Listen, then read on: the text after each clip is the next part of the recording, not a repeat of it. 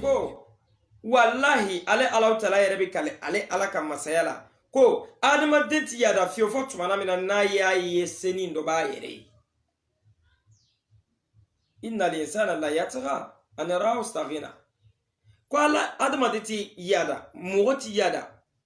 fiyewu fo tuma min na n'a ye seni dɔ ye a yɛrɛ ye o kuma na yada bɛ na. O yada dɔ ye jumɛn ye? Mɔgɔ caman bɛ yen o sigilen bɛ o furumusow kɔrɔ sendaya kama de don. Ni se sɔrɔla o bɛ taa jɛnɛya musow ta ɲamɔgɔ musow ta o bɛ sigi ni olu ye. O kuma na o bɛ fɛn kɛ olu ye o ti min kɛ furumuso ninnu ye. O ye yada ye sabula fɛn sɔrɔla. Bon dɔw bɛ olu yɛrɛ ka denbaya la i ti kɛrɛ mɛn fiyewu mais tuma min na ni sɔrɔ dɔ nana ni seni dɔ nana i b'a ye sa yada ani kɛrɛ bɛ na. I bɛ taa mɔgɔw sɔrɔ duguw kɔnɔ kɛrɛ tɛ yen mais ni sɔrɔ cayala i bɛ taa sɔrɔ hasidiyaw bɛ na kɛrɛ bɛ daminɛ. Innal insana la yatgha. Kuma na mɔgɔw ti tiɲɛ mɔgɔw ti yada fo tumana min na ni o nana ye k'a fɔ ko seni dɔ b'o yɛrɛ ye bi. An ra'ahu istaghna. Fo n'a y'a ye se b'a ye. O kuma na se kɛla ka mɔgɔ joli joli yada bi. Se sɔrɔ kɛla sababu ye ka mɔgɔ joli joli tiɲɛ bi. Sɔrɔ kɛla sababu ye ka mɔgɔ joli joli don drogue minw na bi. Sɔrɔ kɛla sababu ye ka mɔgɔ joli joli kɛ jɛnɛyakɛlabaw ye bi. Sɔrɔ kɛla sababu ye ka mɔgɔ joli joli kɛ sinjitigɛlaw ye bi. Sɔrɔ kɛla sababu ye ka mɔgɔ joli joli kɛ ala kotalabaw ye bi. N'i y'a mɛn ko cɛ bi cɛ furu a ti na fantan kunda fiyewu i bɛ taa sɔrɔ setigi kunda de. N'i y'a mɛn ko musow ka furu ɲɔgɔn ma a ti na fantan kunda i bɛ taa sɔrɔ setigi kunda de. Kuma na adamaden ti yada Allah taala ma ka Allah taala sɔsɔ fiyewu fo tumana min na n'a y'a ye ko se dɔ bɛ a yɛrɛ ye. O kuma na ni anw y'an ka se ta ani an ka sɔrɔ ta k'anw mi waso ala la o kuma na Allah taala yɛrɛ fana bɛ segin ka an ka waso yɔrɔ bɔ an na o ye tumana min na faamaw olu ɲɛna ko olu de bɛ se ko bɛɛ la. Quand on va en Occident aujourd'hui olu ɲɛna ko olu de fort là et ce sont les plus forts du monde. Il peut faire tout ce qu'il veut puisqu'il peut assumer les responsabilités. Donc ils ont le droit à faire ce qu'il veut. Mais ce n'est pas parce que tu es riche ou bien tu as la force que tu peux adopter tout ce que tu veux en dehors de ce que Dieu a voulu. Non. Comment on fait ni ala yolu la nyini foi ko lu de ke. Ce n'est pas parce que fanga bila. Walma ye jamana tigi walma iye togo tigi walma iye bonya tigi comment on fait min ka di ere de ibu beke. La ala ma fo ka fe beke. Ko bebe mo be se ka ke. Mo be se ka ko beke. Mais ala yere de ko ka kana beke. Komi ala ye adama bla aljina kono choya mina ako chogodi ako ya adam uskun anta wa zawjuka aljanna wa kula haythu shi'tuma wala takraba hadhihi shajara fatakuna min az-zalimin. Ala ko chogodi ako adam eni furumuso no ye hawai ko aka sigi aljina kono ayara aljina fambe wa fenfeme aljina kono aka bedu nga fen kelen filɛ nin ye a kana magala o ye ne ala taala ka bato yiri de ne kuma na a k'o to ne ala ye ka a nege to aw la ko o de ka di ne kuma na mɔgɔ fɛn dɔ bɛ yen i b'o nege de tu la k'o se tu ye k'o to ala kama a bɛ fɔ o de ma ko ala bato. Fɛn filɛ nin ye ni ne ka diinɛ wa n bi s'a la k'a to yen se b'i ye ka fantanw tɔɲɔ wa fanga b'i la ka mɔgɔw yɛrɛ ka silamɛya tiɲɛ u bolo pewu nka k'a to yen ala kosɔn a ye fɔ o de ma ko bato. N balimaw ala taala ko a ye tɔɲɔni haramuya a yɛrɛ kan an yɛrɛ kana ɲɔgɔn tɔɲɔ komi o don an y'a fɔ cogo min na cɛ min taara cɛ dɔ furu i ye tɔɲɔni kɛ parce que cɛ min cɛ fɔlɔ ye cɛ premier min y'a yɛrɛ kɛ cɛ ye k'a cɛ ɲɔgɔn furu o cɛ in muso 4 cɛ de don walima muso 2 cɛ balma ka ke to appel de be ka do video ngoro o kuma na chekelen to fana beta soro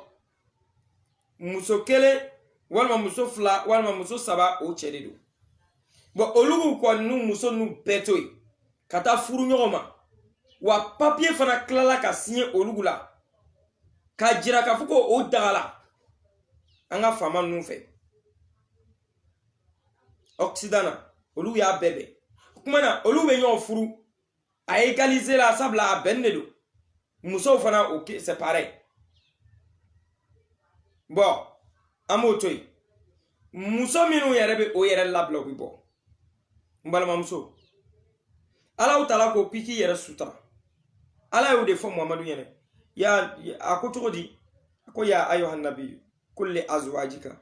wa azwajil mu'minin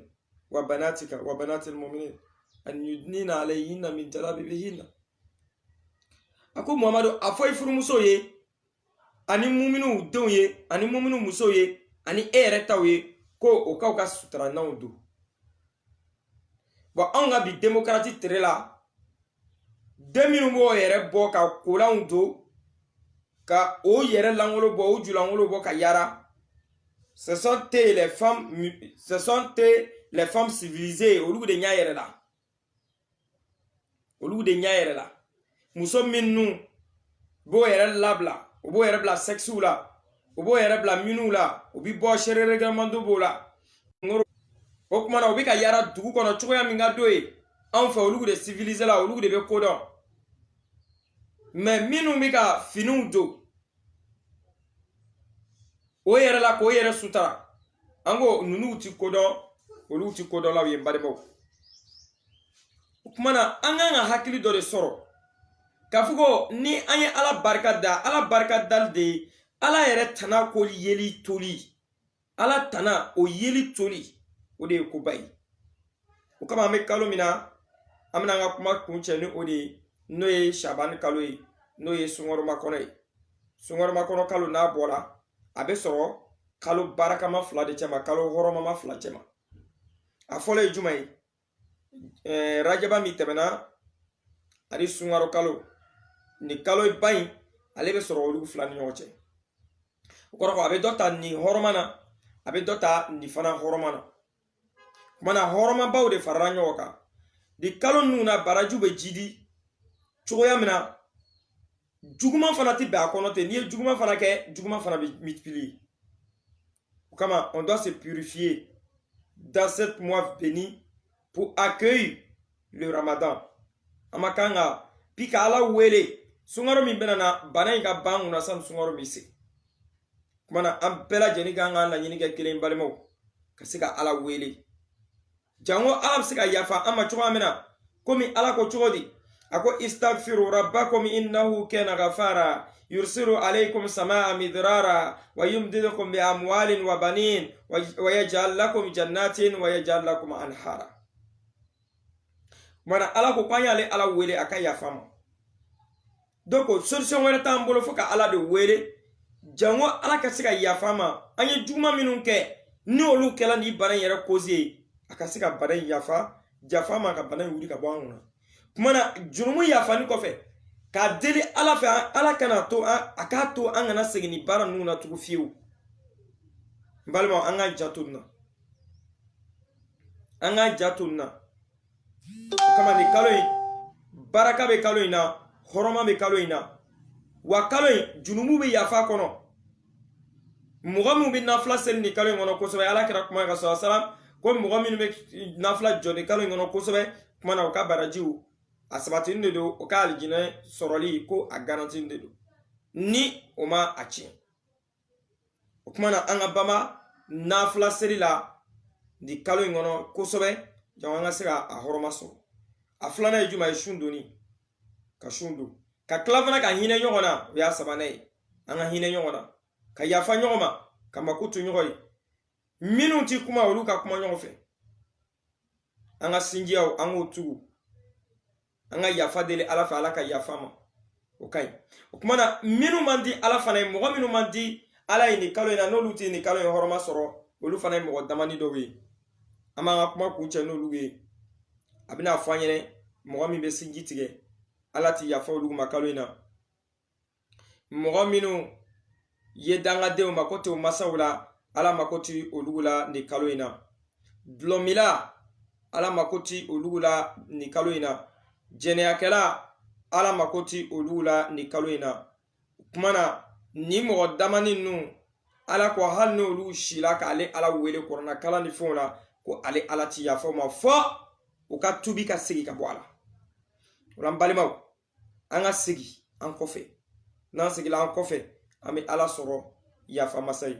o kumana bana an bɛ ala wele ka jurumu yafaw ɲini ka ala ka yafa ma mais initiative minnu fɔla n'o ye jɔyɔrɔ minnu fɔla bana in yɛrɛ ko la a fɔla ko fiɲɛ bana de don a b'i yɛrɛma mɔgɔw fɛ ko an kan k'an yɛrɛ protéger o kumana i b'i yɛrɛ protéger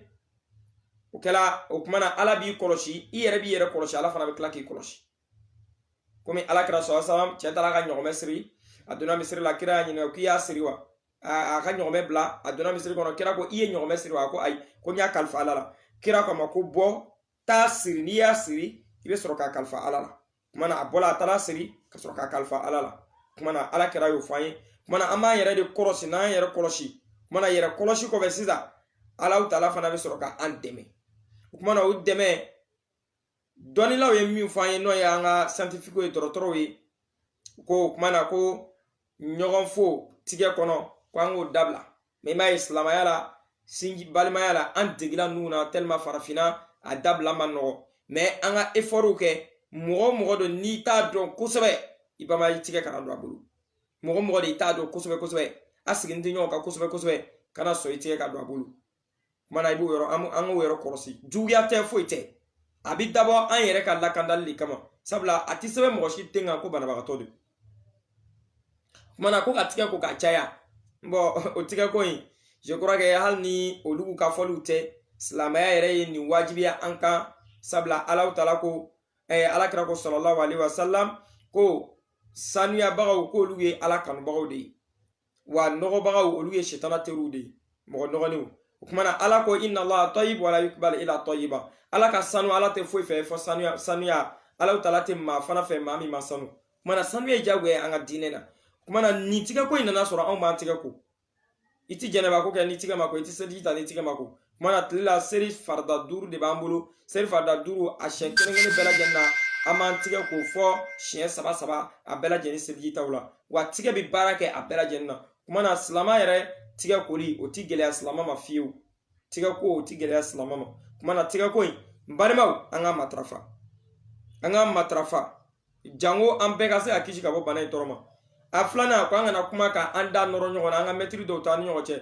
hali n'a ma se k'o matarafa o kumana sigidaw la ka ti tiso mɔgɔw cɛla i tisotɔla i nun biri kumana ni bana i bɛ mun de fɔ i b'a fɔ alhamdulilayi sabula i ye tiso min kɛ tiso in ni bana b'i kɔnɔ a bɔla walima ni hɛrɛ dɔ de don i b'a sɔrɔ rasulu fɔ an ye sallallahu alaihi wasallam ko n'an tisola ko an ka fɔ alhamdulilayi rabbil alamin ko an ka ala tanu ka ala barikada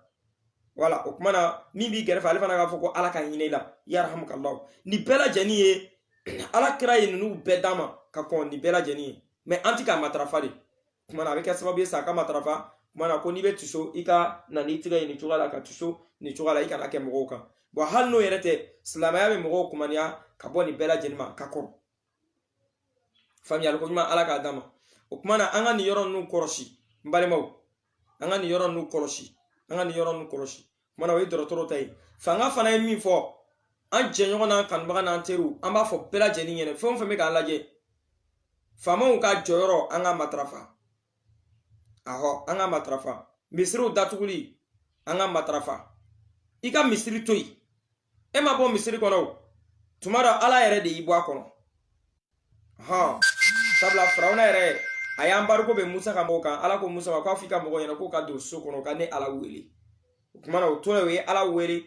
bɔ don sɔrɔ o bɔra ala ye fanga d'o ma kira sallallahu alaihi wasallam an bariko tun b'a ni silamɛw kan o tun tɛ se ka bɔ kɛnɛma o tora so kɔnɔ o ye ala wele ala y'o jaabi o kumana n'an yɛrɛ fana tora so kɔnɔ k'an ŋaniyaw kɛ kelen ni bana in ba ye ka ala wele balimaw ni ala sɔnna ma ala taala bɛna an jaabi sabula se wɛrɛ t'an ye fo ka to an ka sow kɔnɔ ka se ka ala wele o kumana an k'an cɛsiri ala wele de la an kana ɲina an ka astafurulayi wuridi de kɔ an ka wuridi ka caya la ilaha illa anta subhanaka inni kuntu minaz zalimin anga o yɛrɛ fana kɛ ka caya jango an bɛ se ka kisi ka bɔ bana ma balaw bɛ se ka wuli ka bɔ an kunna cogoya min na sani sunkaro cɛ an bɛɛ lajɛlen ka se ka an yɛrɛ sɔrɔ o la an b'a deli ala fɛ sunkaro min bi ka na ala tala k'a se an ma hɛrɛ la an b'a deli ala fɛ balaw min b'an ka fitina min b'an ka bana in na yarabi ala tala ka bana in ban ka bɔ diɲɛ bɛɛ kɔnɔ ala ka ban ka bɔ bɛɛ lajɛlen kan bi maga ninnu bɛɛ datugu la an bɛ dugawu kɛ ala ka maga dayɛlɛ ala ka dayɛlɛ ala ka dayɛlɛ masa min y'a dayɛlɛ kɔrɔma na an b'a deli o masa kelen fɛ a ka dayɛlɛ